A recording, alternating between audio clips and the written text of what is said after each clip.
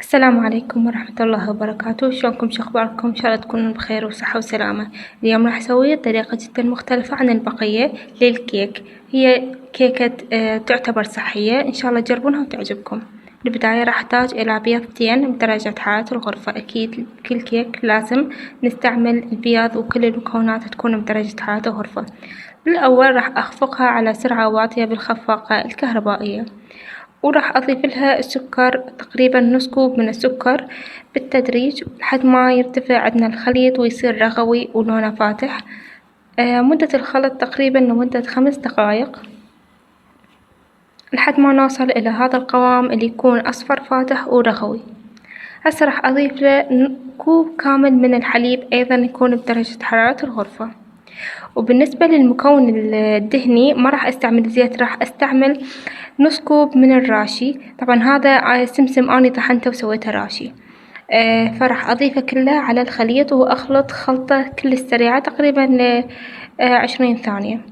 بالنسبة للمكونات الجافة عندي كوبين من الطحين المنخول الأبيض، راح أضيف له ظرف من البيكنج باودر وملعقة صغيرة من بيكربونات الصوديوم أو الصودا.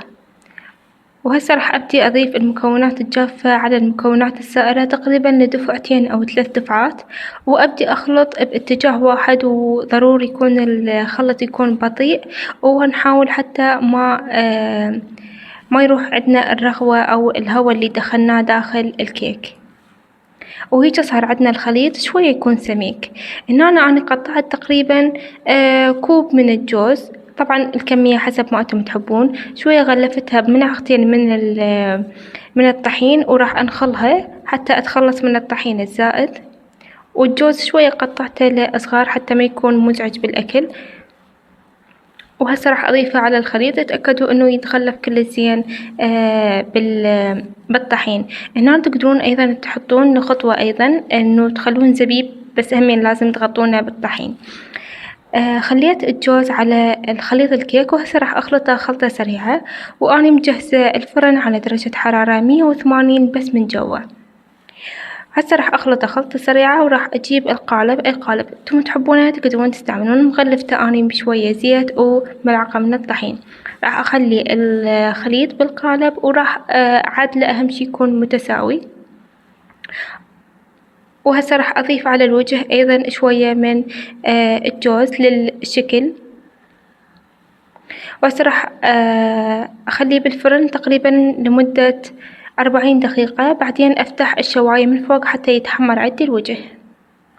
وهسه هنا كملت عندنا الكيكة. شوفوا شكلها ما شاء الله، واللون مالتها يجنن. طبعا البيت كله انترس ريحة سمسم وجوز، ما أحكي لكم على الهشاشة. وهاي كيكة بدون زيت، تعتبر صحية جدا جدا لذيذة، ما أحكي لكم على طيابتها. شوفوها من جوا،